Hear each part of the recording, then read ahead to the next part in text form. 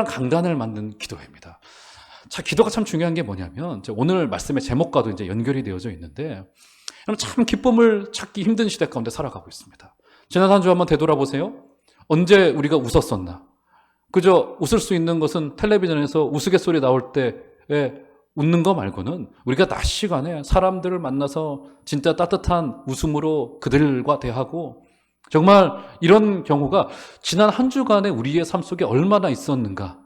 또 우리 마음 가운데 찾아왔던 여러 가지 도전들 앞에 우리가 움츠러들어져 있었고 혹시 거의 그로기 상태까지 가서 우리가 참 어려운 상황 가운데 있었던 것은 아닌지를 한번 되돌아보셨으면 좋겠습니다. 그런데 이제 오늘 특별한 강단을 통해서 했던 이 기도회의 결과 여호와를 기뻐하는 것이 너희의 힘이니라라고 하는 말씀으로 이어지게 됩니다. 이렇게 기도는 우리에게 기쁨이라고 하는 놀라운 결과를 주어져요. 그래서 정말 기쁨이 실종된 시대. 여러분 초대교회 때 초대교회 우리 믿음의 선배들 2000년 전에 그 선배들의 그 별명이 뭐였냐면 기뻐하는 자들이라고 하는 별명이 있었습니다. 역사책을 읽어보면. 왜요? 도저히 기뻐할 수 없는 상황이에요. 소수였고요. 그리고 한 줌의 무리와도 가깝고 핍박도 있었고요. 그리고 로마가 그들의 이상한 정책을 펴서 그들을 흩어놓기도 했고요. 이렇게 어려운 중에 정말 그들을 볼 때 기쁨이 있더라고요. 신기한 기쁨이 있는 겁니다. 세상은 어둡더라도 그것이 기도를 통해서 주어질 수 있다라고 하는 겁니다. 오늘 그 말씀 한번 추적해 들어가 보도록 하겠습니다. 자, 오늘 이 특별한 이 기도회를 알기 위해서는 자, 이 기도회가 벌어지기까지 일련의 그 역사의 과정을 좀 알 필요가 좀 있습니다. 자, 오늘 본문은 자, 1차, 2차, 3차 바벨론 포로에서 노임받아서 3번의 귀환이 있었습니다. 1차, 2차, 3차의 귀환이 있었습니다. 약 100년의 기간 동안 3번의 귀환을 하기에 이르릅니다. 첫 번째, 수룹바벨에 의해서 귀환합니다. 그들을 통해서 성전을 재건하기에 이르르죠. 두 번째, 에스라에 의한 귀환이 있었고요. 그리고 3차 귀환은 오늘 말씀의 주인공 중에 한 명인 이 느헤미야를 통하여서 3차 귀환을 하기에 이르르는데 1차와 3차 사이의 이 기간이 약 100년의 기간이 정도 됩니다. 자, 그래서 에스라를 통해서 성문과 성벽을 재건하면서 이제 나라의 외형이 갖추어지고 있는 그런 상황이었습니다. 그러니까 전쟁으로 또 이 포로 잡혀감으로 패망했던 민족 안에 이제 서서히 새롭게 재건의 움직임이 본격적으로 드러나고 있는 상황, 이런 소망의 빛이 비추어오고 있는 이런 상황이다. 우리가 이렇게 이해할 수 있습니다. 여러분, 느헤미야가 어떤 사람입니까? 느헤미야는 쉽게 이야기해서 이민 2세대입니다. 자, 이민 2세대로서 그는 굉장히 성공했던 인물이었어요. 어느 정도로 성공했던 인물입니까? 그는 사람들 사이에서도 인정을 받았고요. 더 나아가서 왕에게도 인정을 받았던 인물이었습니다. 그래서 왕이 가장 신뢰했던 술 맡은 관원장을 담당했던 사람이었습니다. 왕의 측근이었고 아주 왕과 가까이 있었던 사람이었기 때문에 그가 이제 왕의 신뢰를 받고 3차 기환을 주도할 수 있었던 상황이 된 겁니다. 자, 그런데 느헤미야가 이민 2세대였으니까 그가 고향 땅에 대한 소식만 듣고 있었던 상황이었겠죠. 그런데 바벨론에 의해서 성벽과 성문이 모두 회파되어져 있어서 볼품없이 되어져 있다라고 하는 그 소식을 듣게 된 겁니다. 여러분, 그 이야기를 듣고는 느헤미야의 마음에 감동이 일어나기 시작을 합니다. 그래서 성벽과 이 성문을 회복시켜야 되겠다라고 하는 그런 마음이 들어졌어요. 여러분, 왜 이 성문이 회복되어지는 것이 필요했을까요? 지금 이미 1차 기환에 의해서 느헤미야에 의해서 이미 성전은 솔로몬 성전만큼은 아니었으나 그래도 그들이 종교 행위를 할 수 있을 만큼의 그 외형은 이미 갖추어져 있었습니다. 그런데 성문을 이 느헤미야를 통하여서 하나님께서 회복하기에 이르러요. 자, 왜 성문이 회복되는 것이 필요했을까? 여러분, 성문은요, 그저 단순히 이스라엘 백성들이 성벽에 있는 그 성문을 통해서 그 시내로 오고 가고 했었던 뭐 우리 동대문과도 같은 뭐 그런 내용 아니겠습니까? 그런데 지금 이스라엘 백성들에게 성문은 사실 좀 특별한 의미를 가지고 있었습니다. 그 성문은 어떤 곳이었냐면 바로 그 성문 앞에서 재판이 이루어졌습니다. 우리로 말하면 뭐 법원이 있는 서초동 정도의 느낌이 되는 그런 곳이었습니다. 그것이 바로 성문이었고요. 그리고 그 성문에서 그 칙령이 이 국가의 지도자들에 의해서 세워진 칙령이 선포되어지는 곳이 바로 이 성문이었다. 그래서 거기선 재판이 이루어지고 그리고 법령이 새롭게 세워지면 법령이 선포되어지는 곳이 바로 성문이었습니다. 그런데 거기서 어떤 일이 있었냐면 여러분 찾지 않겠습니다만 제가 한번 읽어드릴게요. 아모스서 5장 12절에 보면 이런 기록이 있어요. 너희의 허물이 많고 죄악이 무거움을 내가 아노라. 너희는 의인을 학대하며 뇌물을 받고 성문에서 가난한 자를 억울하게 하는 자로다. 예, 아모스서는 백성의 지도자들에게 주고 있는 심판의 메시지입니다. 그런데 어떻게 됩니까? 성문에서 가난한 자를 억울하게 하였다라고 하는 것은 바로 백성의 지도자들이었던 바로 그 재판관들과 이런 그 백성의 위정자들이 재판을 할 때 힘이 없고 돈이 없고 가난한 자들을 억울하게 재판했다라고 하는 것을 알 수 있습니다. 그렇죠? 성문에서 가난한 자를 억울하게 했다 이런 내용이 등장하는 거잖아요. 그러니까 지금 재판장들이 성문의 그 재판에서 가난한 자들에 대한 이야기를 듣지 않고 뇌물을 받고 그들이 유익한 대로 재판을 왜곡하게 하고 말았다라고 하는 것이죠. 이게 무슨 말이냐면 성전이 무너졌다라고 하는 것은 이스라엘의 그 종교가 무너졌다라고 하는 의미가 되어지고요. 성문이 무너졌다라고 하는 것은 이스라엘에게 반드시 있어야 될 하나님의 성품인 공의가 무너져 버리고 말았다라고 하는 이런 상징적인 의미를 가지고 있습니다. 자, 이 소식을 약 1000km 정도나 떨어져 있던 느헤미야가 그 소식을 그가 장성하여 듣게 됩니다. 그의 역사를 배웠겠죠? 그리고는 이상하게 그의 마음속에 이 성문을 반드시 회복해야 되겠다라고 하는 마음이 들어져요. 여러분 아마 그 지점이 소명인 것 같습니다. 그 지점이 소명이에요. 그렇지 않습니까? 이상하게 마음이 쓰입니다. 이상하게 한 사람에 대한 마음이 일어나게 되어지고요. 이 하나님 나라에 무너진 것에 대한 마음이 일어나게 되어집니다. 여기가 바로 소명의 지점이에요. 여러분 그래서 그렇습니다. 어떤 분들은 이야기를 와가지고 목사님 이것저것이 좀 문제입니다. 이것저것 좀 바뀌어져야 됩니다. 여러분 신기하게 이게 많은 사람들의 눈에 보여오지 않는데 소수의 눈에 보여올 때가 있어요. 그러면 그 사람에게 그 일이 소명이고 사명인 거예요. 그래서 누구 할 거 없이 만약에 내 눈에 뭔가 부족한 점이 보여온다라고 한다면 바로 거기로 하나님이 우리 부르시는 거라고요. 그렇지 않겠습니까? 그래서 저는 이제 저에게 그 교회에 대한 여러 가지 이제 좋은 점들 또 부족한 점들 가지고 와서 이야기를 많이들 이제 하실 수도 있는데 가져와서 이야기를 하시면 제가 그 분을 세우도록 하겠습니다. 정말입니다. 이것은 우스갯소리긴 합니다만 이거는 정말 그 소명의 자리라고요, 여러분. 이게 이상하게 느헤미야의 마음속에 이 성문이 회파되어진 것이 마음에 찾아 들어오기 시작해요. 이상한 일입니다. 이게 소명이라고요. 이것이 아마 목회자들에게는 한 번씩 다 경험을 한 거예요. 그렇죠? 자, 그래서 이 일 때문에 아주 감격적인 이 과정을 거쳐서 이 느헤미야가 산발락과 도비아의 이 중간에 그 어려움이 있었음에도 불구하고 아주 성공적으로 성벽과 성문을 회복하기에 이르렀습니다. 자, 그래서 이제 진짜 성전도 세워졌고 성벽도 세워졌고 성문도 새로워졌구나라고 하면서 이제 나라가 진짜 새롭게 세워지고 있구나, 세워져 가고 있구나라고 하는 그 이런 기대가 이스라엘의 마음속에 들어왔겠죠. 그렇죠? 이제 이 성벽을 바라보면서 완공했구나. 됐어. 이제 가면 되는 거야. 이런 마음이 그들 가운데 찾아왔을 거라고요. 자, 이런 과정 가운데 이 과정이 마쳐진 이후에 벌어진 일이 바로 느헤미야 8장의 말씀입니다. 자, 이제 8장에 와서 이제 에스라가 백성들을 모아놓고 어떤 일을 합니까? 지금 종교적인 외형은 다 갖추어졌습니다. 국가적인 외형도 과거의 영광만큼은 아니지만 다 갖추어져 있어요. 자, 그런데 에스라가 백성들을 모아놓고 어떤 일을 하기에 이르르죠? 어떤 일을 합니까? 백성들을 모아놓고 회개운동을 벌이기 시작합니다. 여러분 지금 샴페인 터트릴 때잖아요. 그렇지 않습니까? 성공했고요. 그들의 어려운 과정을 지금 거쳤고 지금 축배를 들 때이고 마음이 흐물흐물해지고 좀 긴장도 풀어지고 이럴 때 아니겠습니까?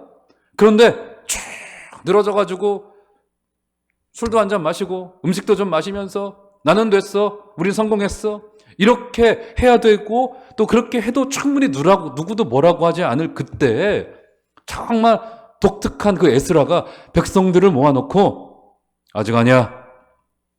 백성들을 특별한 강단을 만들어 놓고 사람들을 모으기 시작합니다. 그리고 거기로부터 회개 운동을 일으키면서 성공을 자축할 분위기에 찬물을 끼얹고 말아줘요. 에스라의 마음에 하나님의 심각한 도전이 불어오기 시작하는 겁니다. 어떤 도전이 불어오기 시작하는 겁니까? 외형은 다 갖추어져 있어요. 그리고 1차, 2차, 3차의 포로의 귀환이 성공적으로 이루어지기 시작합니다. 그렇죠? 예배의 외형이 갖춰지고 우리로 말하면 찬양대 꾸리고 전도회 나누고 교육자들 세우고 장로님들 세워가지고 이제 교회가 부흥만 하면 되고 이제 나가면 된다. 으쌰으쌰 하고 그렇죠? 이게 그 축가를 부르면서 전진하면 되는 그때 에스라가 찬물을 부으면서 지금 그들을 그 자리에 주저앉히기 시작하는 거라고요. 무엇입니까? 왜 지금까지 하나님께서 이스라엘 백성들을 바벨론에 70년간 보내시면서 그들에게 이런 어려움의 과정을 주고 그리고 1차, 2차, 3차의 포로 귀환으로 종교적인 외형은 갖추었으나 아직은 그들의 마음 가운데 그들에게 공동체적으로 해결되지 않은 문제가 있는 거라고요. 어떤 문제가 있는 겁니까? 왜 바벨론에 70년간을 잡혀가게 됐는지에 대한 그들의 진지한 성찰이 있질 않아요. 그렇습니다. 그것에 대한 고민과 지금 그들의 공동체가 영적으로 이렇게 무너져 있는 것에 대한 그들의 진지한 성찰이 있지 않은 거라고요. 여러분 역사를 살펴보면 참 재밌습니다. 여러 가지 참 지점들이 있고 공통점들이 있는데요. 어느 시대에건 정말 자신들의 그 역사와 과거를 되돌아보고 성찰했던 자들에 의하여 하나님께서는 하나님의 나라의 놀라운 비전을 보여주시는 거더라고요. 여러분 그래서 쉽게는요 그렇습니다. 책을 읽을 때도 그렇습니다. 책을 읽을 때도요 독서를 많이 하는 사람들이 있어요. 굉장히 많이 합니다. 그런데 사람이 그 전혀 독서를 변화받질 않아요. 왜 그런지 아세요 여러분? 성경을 읽을 때도 마찬가지입니다. 사실은 심지어는 성경을 읽을 때도 성경을 여러 차례 읽습니다. 그런데 변화가 없어요. 하나님의 말씀이 능력인데 왜 변화가 없을까? 여러분 독서도요 이게 독서를 할 때 내가 성찰적 독서를 하지 않으면 그저 내가 알고 있고 내가 확신을 가지는 것을 강화해주는 수준에 머물 뿐이지 이 독서가 나에게 도전이 되지 못해요. 심지어는 정보에 플러스도 주지 않습니다. 그럴 경우 굉장히 많습니다. 학자들에게서도 벌어지는 일이고요. 반드시 성찰적인 독서를 해야 돼요. 말씀도 마찬가지고요. 역사를 바라보는 것도 마찬가지고요. 만약에 저와 같은 교육자가 그저 지금 여기에 이런 지점에서 샴페인을 들고 그저 쭉 늘어져 있고 내 마음이 됐구나, 성공이구나 라고 그저 주저앉아 있으면 교회는 소망이 없을 거예요. 오늘 에스라의 눈에 보여왔던 것은 다행히도 이 지점에 하나님이 세우신 에스라의 마음속에 그 시대의 모습을 보고는 또 그들의 과거에 70년이 더 돼 있죠. 포로의 귀환의 1, 2, 3차의 귀환의 기간이 100년이었기 때문에 약 지난 200년간의 세월을 되돌아보면서 하나님께서 우리를 왜 풀무 가운데 집어넣으셨는가를 다시 한번 고민하게 되어지는 이 특별히 나무를 지은 강단을 통하여서 그들의 말씀 운동 또 기도 운동을 벌이고 있는 상황이 되어진 겁니다. 자, 그러면 그들의 모습을 볼까요? 자, 2절과 3절로 가보시면 자, 보십시오. 2절 제가 한번 읽어드릴게요. 일곱째 달 초하루에 자, 일곱째 달 초하루라고 하는 이 날짜가 중요합니다. 일곱째 달 초하루에 제사장 에스라가 율법책을 가지고 회중 앞 곧 남자나 여자나 알아들을 만한 모든 사람 앞에 이르러. 자, 3절 다 같이 읽겠습니다. 시작. 수문 앞 광장에서 새벽부터 정오까지 남자나 여자나 알아들을 만한 모든 사람 앞에서 읽음에 뭇 백성이 그 율법책에 귀를 기울였는데 8장의 전체의 주제가 이 3절의 끝에 등장하죠. 뭇 백성이 그 율법책에 귀를 기울였다. 이 지점에 등장하는 겁니다. 온 백성이 율법책에 귀를 기울이기 시작합니다. 자, 그런데 여러분 보세요. 지금 몇 시간 동안입니까? 3절 보세요. 새벽부터 정오까지. 그렇죠? 몇 시간일까요, 여러분? 새벽부터니까 좀 여유 있게 잡아도 6시라고 칩시다. 정오 몇 시입니까? 12시죠? 6시간. 예배 6시간 했어요. 여러분 어떠시겠어요? 한번 저랑 같이 제가 못할 것 같네요. 그런데 6시간이에요. 6시간. 여러분 이게 성령이 임하면 이런 일이 가능해집니다. 여러분 가끔 역사를 읽어보면 이런 일들이 이 부흥운동이 있었습니다. 그때 사람들이 자리를 뜨질 않아요. 참 놀랍죠? 다 놀라운 사건이 벌어진 겁니다. 그런데 이때의 특징이 뭐냐면 그들의 귀에 율법책이 들려오기 시작하는 겁니다. 참 참 신기한 일이에요, 이게. 율법책에 들려오기 시작해요. 여러분, 그래서 부흥운동의 첫 번째 그 모습이 뭐냐면 하나님의 말씀이 들려오기 시작하는 거라고요. 제가 그래서 우리 2월에 있을 우리 부흥회 이제 2월 3일부터 5일까지 저녁마다 있게 되어지는데 여러분 많이들 참석해 주시길 바랍니다. 뭐 올 한 해 딱 그거 한 번 좀 하려고 합니다. 그래서 그 부흥회를 제가 부흥회라고 이름을 지을까 하다가 말씀 사경회다 이렇게 이름을 지었습니다. 요거를 좀 말씀을 좀 들으면서 하나님의 말씀이 충실하게 전파되어지고 해석되어지는데 그런데 백성들이 그 말씀에 귀를 기울이면서 듣고 있는 거라고요. 여러분, 사람의 변화와 사람의 소망은 하나님의 말씀이 들려오면서부터라고요. 절대로 말씀이 들려오지 않으면 사람이 절대로 성장하지 못합니다. 여러분, 바라기는 여러분의 매일매일의 삶 속에 하나님께서 여러분의 귓전에 주의 음성을 들려주시는 복된 은혜 있으시기를 주의 이름으로 축원합니다. 지금 그래서 백성들이 하나님의 말씀에 집중하게 되어졌다고요. 이것이 이들의 과정을 살펴보았을 때 어떻게 가능해졌던 것일까? 어떻게 가능해졌을까요? 지금 에스라와 더불어서 백성들의 마음속에 어떤 마음이 찾아 들어왔냐면 그들의 처지를 본 거라고요. 지금 종교적인 외형은 갖추어졌고 뭔가 그들의 국가적인 외형과 재판관들도 세웠을 거라고 지금 성문을 회복시켰다라고 하는 것에는 이렇게 국가의 지도자들급이 세워지면서 리더십 그룹이 세워지면서 국가의 외형이 차츰 갖추어지기 시작하고 있던 와중이었지만 그러나 우리가 지금 하나님의 말씀에서 너무 멀리 와 있구나. 이 사실을 그들이 본 거라고요.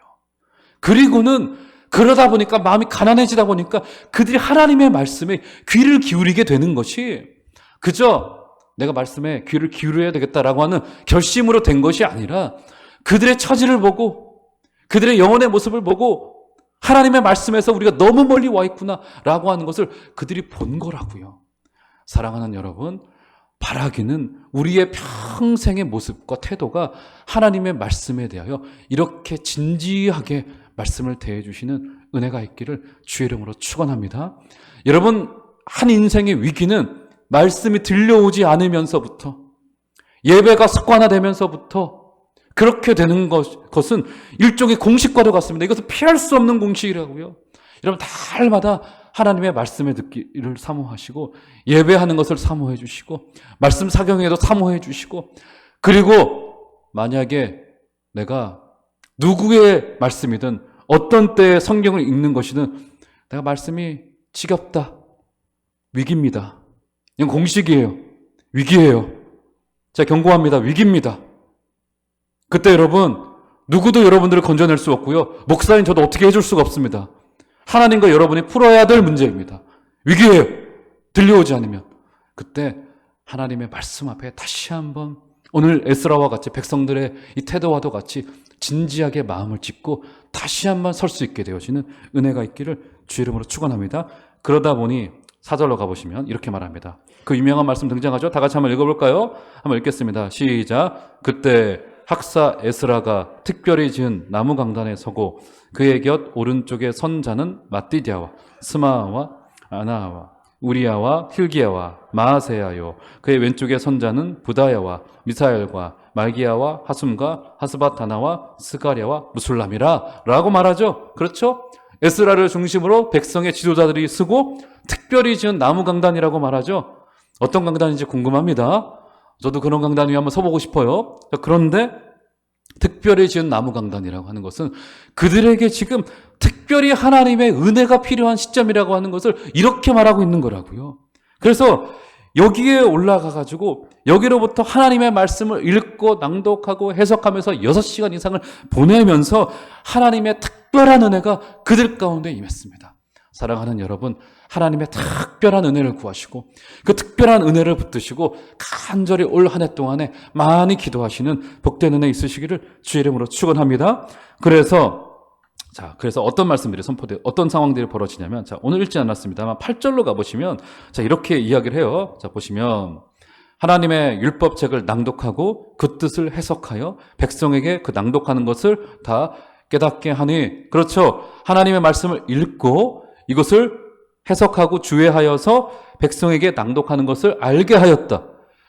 지금 뭔가 특별한 걸 한 게 아니죠. 그렇죠. 하나님의 율법책의 말씀의 내용을 그저 천천히 읽고 이 말씀의 내용에 대한 진짜 해석을 해주고, 여러분, 그래서 정말 교회에게 중요한 것이 무엇이냐면 말씀이 말씀의 내용 그대로 진의대로 그대로 전달되는 게 굉장히 중요합니다. 여러분, 말씀을 가지고 인용한다고 그 말씀이 진짜 말씀이 아닙니다. 내가 하고 싶은 말을 성경의 구절을 이것저것 해서 조각조각 가져와서 말씀을 인용해 갈 수 있다고요. 그런 건 말씀이 아니라고요. 그런데 말씀을 충분히 읽고 그 뜻을 해석하여서 그것을 다 깨닫게 한 것이 이 부흥운동과 기도운동의 시발점이었습니다. 여러분, 하나님의 말씀을 날마다 붙드시는 은혜가 있기를 주의 이름으로 축원합니다. 6시간 동안 했으니까 얼마나 지겨웠을까? 그렇죠? 그런데 9절로 한번 가볼까요? 자, 이렇게 말합니다. 자, 9절 한번 다 같이 읽겠습니다. 시작. 백성이 율법의 말씀을 듣고 다 우는지라. 총독 느헤미야와 제사장 겸 학사 에스라와 백성을 가르치는 레위 사람들이 모든 백성에게 이르기를 오늘은 너희 하나님 여호와의 성일이니 슬퍼하지 말며 울지 말라 하고, 백성이 이 말씀을 듣고는 하나님의 말씀을 그저 천천히 낭독하고 해석하고 그리고 그 뜻을 알게 하는 6시간 동안의 말씀 집회였는데, 그 말씀을 들으면서 사람들이 펑펑 울기 시작합니다. 펑펑 울기 시작해요. 아마 이 장면은 저와 같은 말씀을 전하는 목사라고 한다면 누구나 사모되어질 수밖에 없는 현장이에요. 저도 거의 잘 경험해보지 못했습니다. 설교를 인도하고 예배 가운데 있을 때 이렇게 백성들의 마음을 내어놓고 울었듯이 정말 말씀을 내어놓고 이렇게 우는 장면은 그렇게 이렇게 여러분 자주 있는 장면이 아닙니다. 그저 이것도 말씀을 그저 해석하고 있는데 그들이 마음을 다 내어놓고 펑펑 하나님 앞에 울기 시작하는 거라고요. 바라기는 하나님의 말씀이 저와 여러분들의 마음을 움직이셔서 그저 오늘 습관대로 성경을 펴고 읽고 있는데 그 말씀이 살아 움직이셔서 우리의 마음을 이번 주간에도 올 한 해 동안에도 또 모든 예배 가운데 우리의 마음을 움직이시는 복된 은혜 있으시기를 주의 이름으로 축원합니다. 자, 그런데 이렇게 울고 있는데 백성의 지도자들이 한 가지 이상한 제안을 하죠. 그렇죠. 읽으셨던 9절 말씀을 끝부분을 보면은 이렇게 울고 있는 백성들에게 오늘은 너희 하나님 여호와의 성일이니 슬퍼하지 말며 울지 말라 이렇게 말하죠. 자, 백성들을 보면서 여호와의 성일이니 울지 말라라고 다독여 줍니다. 그들이 회개를 하고 하나님 앞에 간절히 구하며 기도하고 있자 그들에게 울지 말라, 기뻐해라, 여호와를 기뻐하는 것이 너희의 힘이다. 10절에 보면 그런 말이 나옵니다. 기뻐하라 이렇게 하고 있습니다. 자, 여기서 왜 슬퍼하며 울지 말라고 하는 것일까? 단순히 울고 있으니까 이렇게 위로해주고 뭐 어깨를 이렇게 톡톡 또 두드려주면서 다독이는 것일까? 자, 그런 내용이 아니죠. 자, 여기서 보면 울지 말라고 한 이유가 9절과 10절에 걸쳐 두 가지의 이유를 듭니다. 자, 첫 번째 뭡니까? 9절에 보면 왜 울지 말라고 합니까? 오늘은 너희 하나님 여호와의 성일이니 슬퍼하지 말며 울지 말라. 첫 번째 이유, 여호와의 성일이니까 울지 말라라고 합니다. 그렇죠. 자, 여기서 여호와의 성일이 어떤 날일까? 자, 어떤 날이냐면, 자, 아까 읽으셨던 8장 2절로 가보시면 거의 날짜가 등장하죠. 그렇죠. 이 날이 어떤 날이었습니까? 일곱째 달 초하루. 그렇죠. 히브리력으로 일곱째 달 초하루입니다. 자, 일곱째 달 초하루가 어떤 날인지 아시는 분 혹시 계십니까? 이거 아시는 분은 아마 전국 성경고사 대회에 가서 우리 1등 하시는 분이실 텐데, 일곱째 달 초하루 언제입니까? 예, 레위기서 23장 24절에 보면 제가 읽어드릴게요. 보시면 이런 날이에요. 이스라엘 자손에게 말하여 이르라. 일곱째 달 곧 그 달 첫날은 같은 날이죠. 너희에게 쉬는 날이 될지니 이는 나팔을 불어 기념할 날이요 성회라라고 이야기를 합니다. 일곱째 달의 첫 번째 날을 우리 하나님께서 성일로, 우리로 말하면 명절로 지정해 놓으셨어요. 이때 나팔을 불라고 했다고 이 날을 흔히 나팔절이라고 이야기를 합니다. 나팔절이라고 이야기를 해요. 그래서 나팔절. 자, 나팔절이에요. 자, 성일이니, 즉 나팔절이니 너희가 슬퍼하지 말며 울지 말라라고 이야기를 합니다. 자, 이 나팔절에는 노동하지 않도록 했고요. 안식일이 아니더라도 노동하지 않도록 했고요. 그날에 화제, 그 불로 들여서 화제를 드리도록 했습니다. 그날을 거룩한 날로 지정을 했습니다. 자, 나팔절이 어떤 의미일까? 한 해의 반을 지나고, 자, 그래서 제가 6월 마지막 주를 이제 항상 상반기 결산 금요기도회 이런 걸로 좀 하려고 해요. 이제 그런 비슷한 의미인데 한 해의 절반을 지내고 후반을 지낸 첫 번째 날을 안식일로 정하게 됩니다. 그날을 노동하지 않도록 했습니다. 자, 노동하지 않는 안식일 규례를 동일하게 적용을 한 겁니다. 자, 안식일이 어떤 날이냐면요. 제가 읽어드릴게요. 신명기 5장 15절로 가보면 여러분 나중에 한번 찾아보세요. 제가 읽어드릴게요. 너는 기억하라.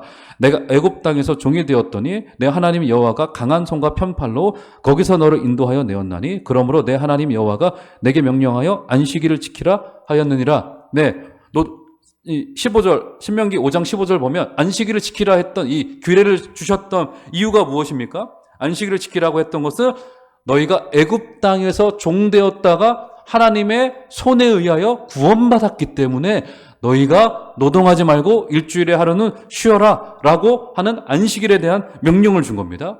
그러니까 안식일을 지키라 한 것은 하나님의 구원이 너희들 가운데 있다라고 하는 겁니다. 일주일에 한 번은 쉬어도 괜찮아. 내가 다 먹일 거야. 광야 생각해봐.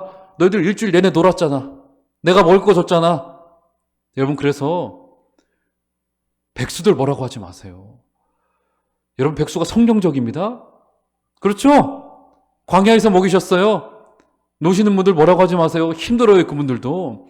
여러분, 하나님이 광야에서 40년을 놀고 먹은 이스라엘 백성들을 먹였다고요. 그런데 그게 구원이래요. 여러분, 지금 정치권에서 지금 장애인들 비하 발언 때문에 지금 약간 문제가 되지 않았습니까? 지난 주간에. 여러분, 장애인들 뭐라 할 거 없습니다. 왜 장애인들을 뒀을까요? 이 땅에 우리의 선생이에요. 우리가 어디로부터 구원받았는지, 우리가 정말 하나님의 손이 아니었다면 정말 그 철저하게 고통 가운데밖에 있을 수밖에 없었던 자들이었는데 구원받은 거 아니겠습니까? 그런데 하나님께서 약자와 병자들을 두신 이유를 그렇게 말씀하신 거라고요. 너희들이 어디로부터 구원받았는지를 보라는 겁니다. 그렇죠? 안식일에 그런 의미가 불어있는 거라고요. 나팔을 불면서 성의를 선포하고 그것을 다시 확인하라고 하는 겁니다. 한 해의 반을 보내고는 2학기의 첫 번째 날을 쉬면서 너희들, 하나님이 너희를 어디로부터 구원했는지를 보라라고 하는 것이 첫 번째, 너희들이 슬퍼하지 말라라고 첫 번째 나팔절이기 때문에 슬퍼하지 말라고 했고요. 또 한 가지 이유가 있죠. 자, 보실까요? 10절로 가보시면 이렇게 말합니다. 느헤미야가 또 그들에게 이르기를 너희는 가서 살찐 것을 먹고 단 것을 마시되 그날이 기뻐하는 날이기 때문에요. 나팔절이기 때문에 준비하지 못한 자에게는 나누어 주라. 돈이 없어 준비하지 못한 분들이 있어요. 나누어 주라. 이날은 우리 주의 성일이니 또 나오죠. 근심하지 말라. 여호와로 인하여 기뻐하는 것이 너희의 힘이니라. 뭡니까? 실제적인 이유도 되죠. 너희가 지금 고통 가운데 있고 압제 가운데 있지만 여호와와 함께 있는 것, 여호와로 인하여 기뻐하는 것이 너희의 인생의 근본이고 너희의 힘이다 라고 말해주고 있기 때문에 지금 슬퍼하지 말고 여호와로 인하여 기뻐하라 이렇게 말해주고 있는 거라고요. 사랑하는 여러분, 주님으로 인하여 기도 가운데 여러분의 기쁨이 회복되어지는 은혜가 있기를 주의 이름으로 축원합니다. 진짜 만족과 기쁨이 어디에 있을까요? 그 어떤 조건에도 있지 않다고요. 여호와로 인하여 기뻐하는 거라고요. 바라기는 날마다 하나님으로 인하여 기뻐하시는 여러분들 되시기를 주의 이름으로 축원합니다. 그래서 오늘 말씀의 결론으로 하나님께서 이런 말씀을 주세요. 본문 13절 14절로 가보시면 8장 13절 14절로 가보시면 이런 말이 등장합니다. 14절로 볼까요? 14절만. 율법에 기록된 바를 본즉 여호와께서 모세를 통하여 명령하시기를 이스라엘 자손은 일곱째 달 절기에 초막에서 거할지니라 하였고, 이렇게 기도운동, 회개운동을 벌이고는 그들로 마지막 초막절을 지키라라고 이야기합니다. 왜냐하면 초막절도 7월에 있기 때문에 초막절을 지키라라고 이야기를 해요. 그렇죠. 초막절을 지키라라고 하는데, 자, 초막절을 지키라라고 했던 그 명령과 이유가 어디에 있습니까? 여러분, 레위기에 보면 이런 말이 있습니다. 레위기 23장 43절에 보면 초막절 준수의 이유가 등장하는데 제가 읽어드리겠습니다. 이는 내가 이스라엘 자손을 애굽 땅에서 인도하여 내던 때 초막에 거주하게 한 줄을 너희 대대로 알게 함이니라. 나는 너희의 하나님 여호와니라 라고 말합니다. 그래서 초막절은요, 이스라엘 백성들이 자기의 집을 두고 초막에, 우리로 말하면 텐트를 치고 7일 동안 거주하도록 했습니다. 여러분, 단순히 몇 시간이 아니에요. 여러분, 우리 한강 가가지고 텐트 치고 몇 시간 이렇게 그 오붓하게 있다가 오는 분들 요즘 많으시잖아요. 그 정도가 아니라 7일 동안을 가서 한강에 가서 텐트 치고 있다 오라고 하는 겁니다. 여러분 7일은 결코 짧은 시간이 아닙니다. 그래서 하나님께서 광야에서 그들이 어떻게 먹고 살았는지를 다시 한번 기억해내라라고 하는 겁니다. 그래서 그들을 다시 한번 광야로 보내는 거예요. 일주일에 7일 동안을 광야로 다시 한번 보내시면서 너희들의 모습이 어떠한지를 보고 돌아오라고 하는 겁니다. 광야의 초막을 다시 한번 상기하고 기억하라고 하는 겁니다. 이런 광야가 어떤 곳입니까? 이런 광야는요, 하나님으로부터 밖에는 살 수 없는 곳이 광야라고요. 그것을 다시 기억하라고 하는 겁니다. 여러분, 그렇다면 기도라는 것이 무엇일까요? 기도의 시작이 어떻게 해야 될까요? 기도라고 하는 것은 하나님의 은혜가 아니면 안 됩니다. 지금 내가 가지고 있는 모든 것들과 내가 바라는 소망들이 아무것도 이루어지지 않는다 하더라도 하나님으로 인하여서 기쁨이면 충만하고요, 충분하고요. 그리고 오직 하나님만이 내게 필요합니다 라고 하는 것이 기도 철학의 핵심입니다.